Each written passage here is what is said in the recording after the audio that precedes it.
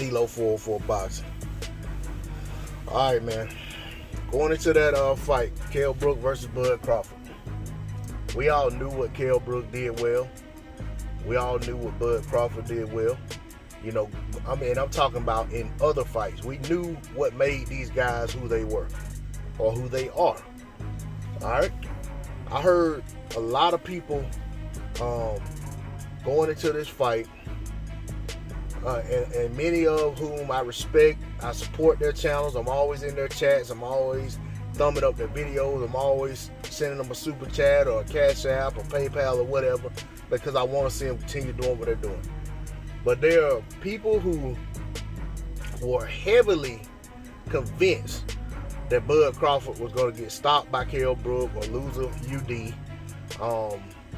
And now those same people, not all of them, and not the majority of them, but some of those same people, and not only the people I'm talking about, a lot of other people too, not just the channels I support and all that, but a lot of people who were saying on Facebook, saying on Twitter, Instagram, wherever, that Kell Brook was going to beat Bud Crawford, now don't want to give Bud credit.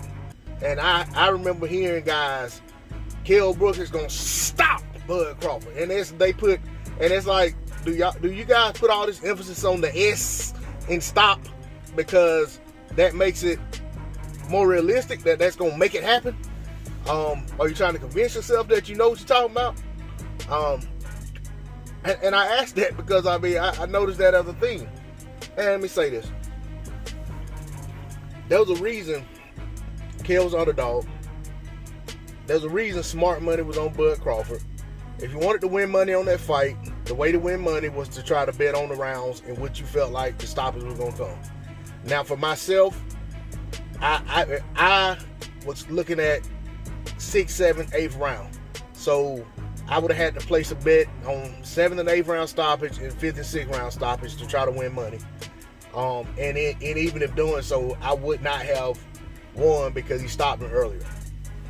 But and that's kind of a side note for what I'm talking about. But my point is, a lot of people were talking about they were gonna put money on Kell because of odds, and I almost was one of those people. Then I said, no, man, that's just giving away $100 or $20 or whatever I was gonna put on. I said, man, I'm not doing that. I said, man, he's not gonna beat this man. You know, playing the odds in that situation, I'm just giving the house money because I couldn't see it. You know what I'm saying? I've seen too much of the two guys to fool myself into thinking that Kell Brook was gonna beat Bud Crawford. I'm not saying it was impossible because this is boxing. Any fighter gets caught with the right shot, it can change the fight and it could be downhill from there. Alright? But what I don't like is the same people who were saying Bud Crawford was gonna lose, they'll come out and either not want to give Bud credit for beating the man and beating him in the fashion he did. It's not about whether he beat him better than somebody else you want to support, like Errol Spence or Triple G or whoever.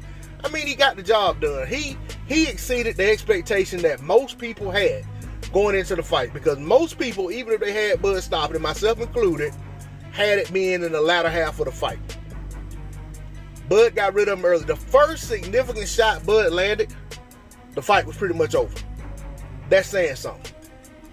I'm all about giving these guys credit where credit is due, whether I'm a fan of the fighter or not, whether I like their personality, whether I feel like they would piss on me if I was on fire or not. I give credit where credit is due. You know, Bud had a job to do. Kell had a job to do. Bud got the job done.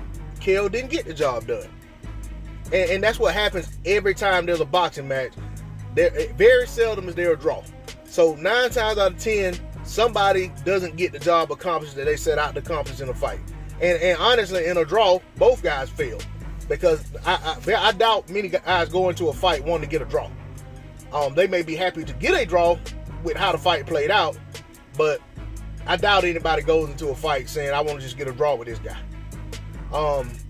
But that said, you know, I don't want to hear criticism of Bud because Kell Brook was, you know, landing good shots and you know, winning the first, you know, 2 or 3 rounds. I mean, I think I gave Kell one of the first 2 rounds.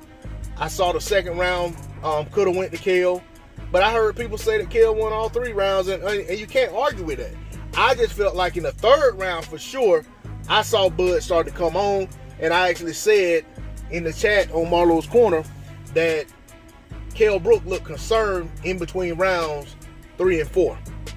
And shortly thereafter, the fight was pretty much over.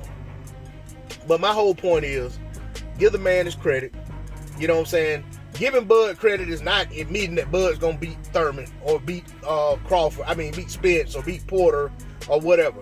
Regardless of how you feel about that, that has no bearing on giving him credit for the fight that he just had and just took part in, excuse me. The man deserves credit, and he should get his credit, because the very ones who were saying that he was going to lose are some of the very ones still not want to give him credit.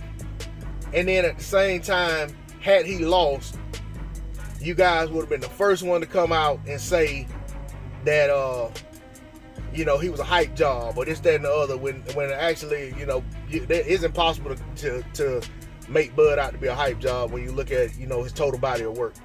Because he's done what he's done over several weight classes. It's not like he just arrived at 47 and just started winning. Now his strength of schedule, as Trey Hicks like to say, leaves a little bit to be desired. But I always say you can only fight the guys that'll be fought at that time. Now at 147, they're guys to be fought. They got to find a way to make those fights. But I give him full credit for the guy he just beat last night and in the fashion in which he beat him. D-Lo 404 Boxing. Please like, share, comment, and subscribe. I appreciate you staying with me. I'm out. Peace.